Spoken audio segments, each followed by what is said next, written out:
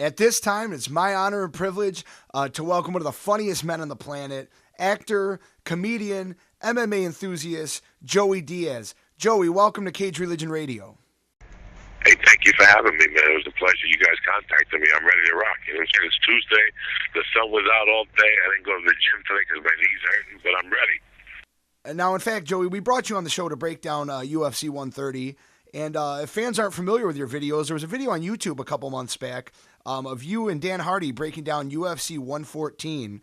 And somewhere along in there, you actually predicted Mike Russell upsetting Todd Duffy, which in retrospect, as we know, Duffy was knocked out by Russell in the third round. Huge upset. So I guess you're somewhat of a MMA prophet in a sense, for lack of a better term.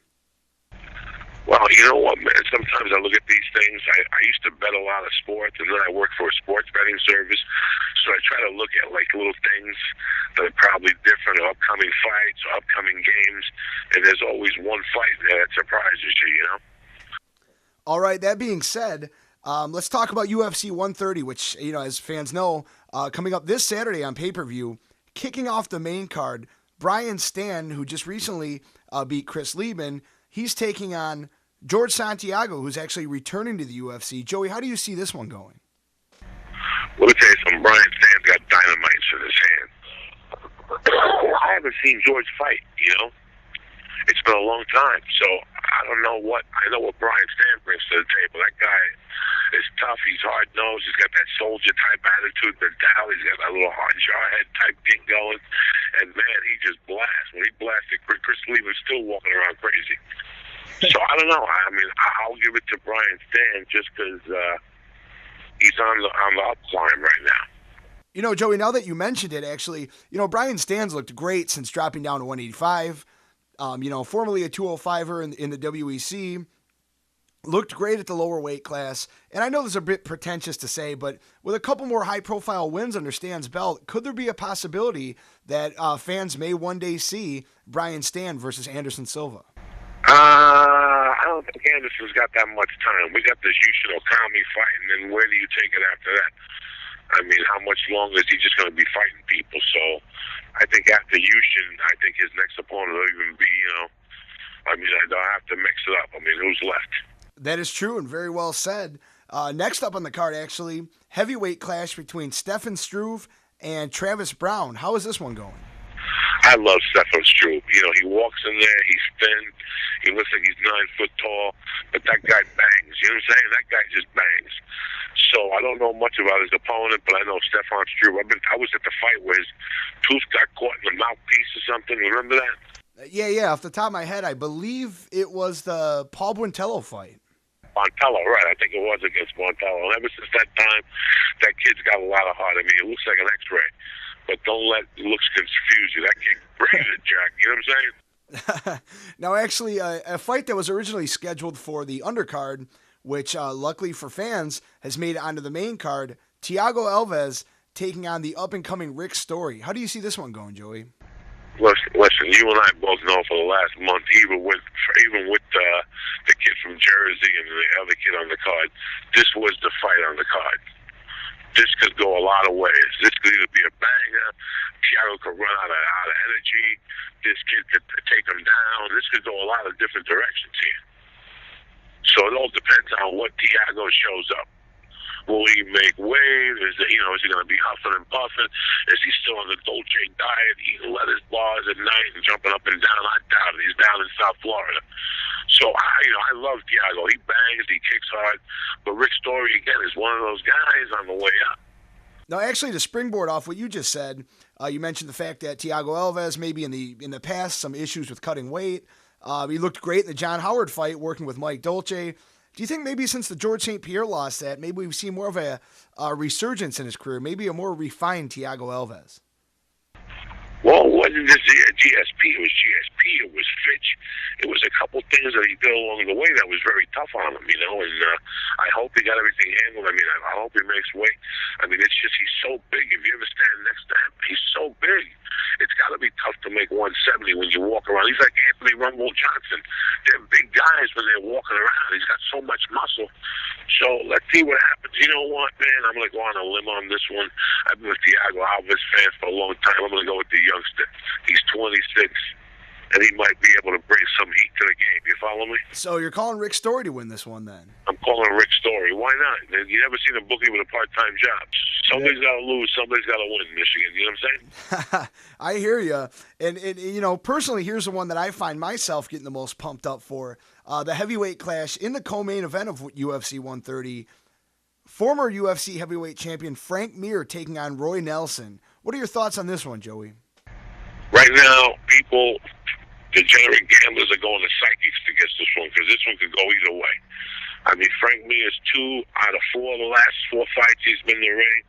This Nelson guy has surprised everybody. You know, I know what it is to have a gut like that.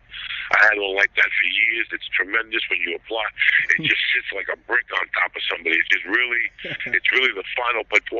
You know what I'm saying? It's not bad enough you hold them down, but now you have this leverage around your stomach. You know, my man Frank Mir, the fellow Cuban, he's over there lifting weights. He's doing jumping jacks. You know, everybody wants to be strong. But can he, you know, Roy Nelson's going to bring it. So that being said, what's your final prediction for this fight? Oh, man, that's another one. Like I told you, everybody's going to psychics for that one. Me, in my heart, I think it's going to be a great fight. Again, I'm going to go with the Cuban, Mr. Frank Mir. Now, lastly, in the main event of UFC 130 this Saturday, Quentin Rampage Jackson taking on Matt Hamill. What about this one? This is another one that people are scratching their heads from, you know?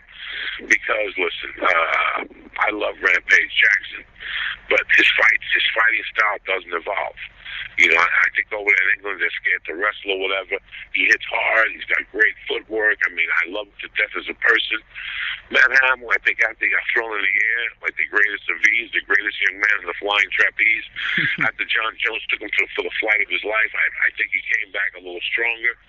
And, you know, Matt Hamill's going to try to wrestle Rampage Jackson. He's going to try to take him down and hold him there, round and pound him. I mean, this is another one of those fights that it depends on who shows up here. You follow me? Who's going to show up? In my heart, I like Rampage Jackson. But again, I feel something weird on this card.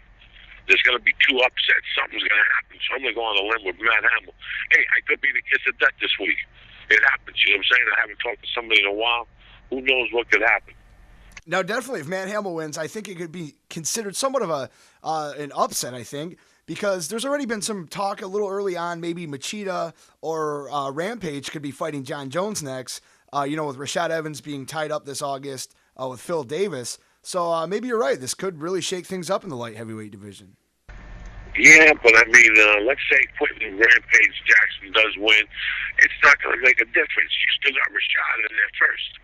So Rashad's in there first no matter what. Well, what's he going to wait for the beat Rashad's going to put on him or not put on him? He's got to move forward. As you know, this UFC game keeps evolving and evolving and evolving. And now, you know what? We all came up. I mean, when I started watching UFC, it was Anderson Silva and you know, all these other guys we're talking about. But there's a new breed of guys coming up. And if he has to have a fight in between now, one of the new breeds of guys knows what's going on. Now, changing gears a little bit, getting away from MMA for a second, you got a pretty popular signature shirt out under Joe Rogan's clothing line, Higher Primate. Talk a little bit about the shirt and how the idea came along. We were on the show one day. What really happened was this. I was doing Spider-Man 2, and I was working with some guy that won an Oscar for the cinematography on Star Wars, Dykstra or whatever. Mm-hmm. And one day I was back there. I would go to Sony in the morning, eat breakfast, and then go to my room. There were so many people on the movie. We really didn't have trailers. We had little rooms. And I'd go back and I'd smoke some pot. And then I go up to Sam Raimi and I go, Raimi, somebody keeps smoking pot in my room. We better get to the bottom of this. I'm not going to work on this. I was just torturing him, you know what I'm saying? Because he was such a good guy to me. And I knew that he knew that I got stoned, and I knew that he probably got stoned. Everybody on that set got stoned. So they caught a big kick out of it. So one day I actually went back there, and the guy that won the Oscar came back there with me, and we're puffing. And in the middle of all this girl, this wardrobe girl comes in, and she's like, oh my God, it's 9 o'clock and you're smoking pot? What is wrong with you? And I remember for 10 seconds feeling insecure, and all of a sudden I was like, what? I'm sitting here with the Oscar winner. What is she going to tell us? You know what I'm saying? She's the fucking assistant to the wardrobe lady or something. And I go, what's the matter with me? What the fuck is the matter with you, you know? So what is 10 o'clock? And then if you ain't home by 2, go fuck yourself. That's the bottom line. I understand you might have to go to court, or you got to talk to the kids or drop the kids off. But 2 o'clock is the cutting off point. If you're not stoned at least once by 2, I don't know what the fuck to tell you. You know what I'm saying? You're slipping. But that's not for me to decide on what night. And one night I said to Joe, and Joe said, that's a great thing to put on a shirt.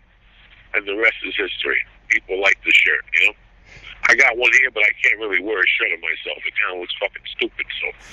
So, well, once again, where can people find that shirt at? I believe it's higherprimate.com, right?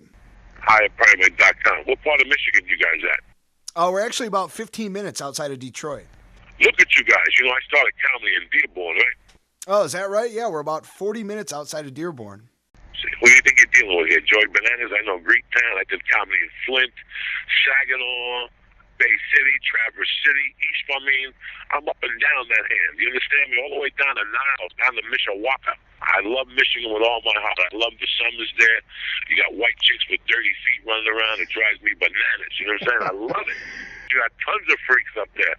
I got attacked by a seagull in Saginaw, Michigan, as I was walking out one of the supermarkets. I was eating one of those hot dogs, and there must have been 10 seagulls looming, and they just attacked me. I had to throw the hot dog up in the air, and I ran like a little girl, and they ate the hot dog. That's how strong those seagulls are in Detroit. So you know the ins and outs of Michigan, basically. That being said, you making your way out here anytime soon for any comedy?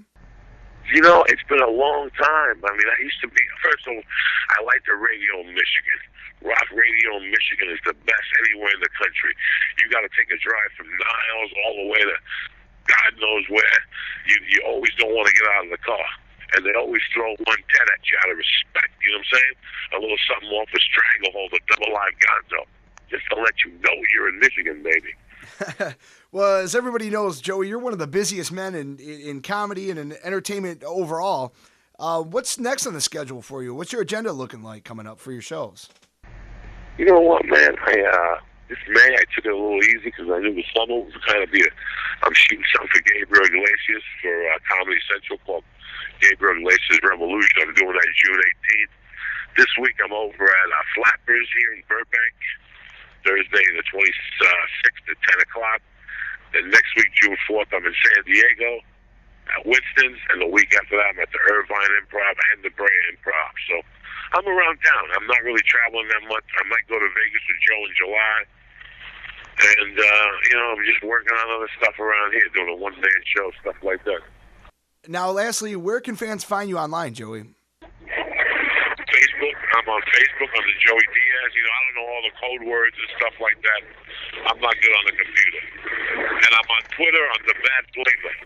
And lastly, once again, before we get going, Joey, we just want to thank you for calling into Cage Religion Radio, joining us here, breaking down UFC 130. We really appreciate it. You know, something different than we usually do. And once again, Joey, it was truly an honor. You guys are family. You call anytime. And remember the most important thing, stay black. Because at the end of the day, that's all that really matters. You know what I'm saying? All right. Thanks again, Joey. We appreciate it. Thank you very much for getting me on, guys.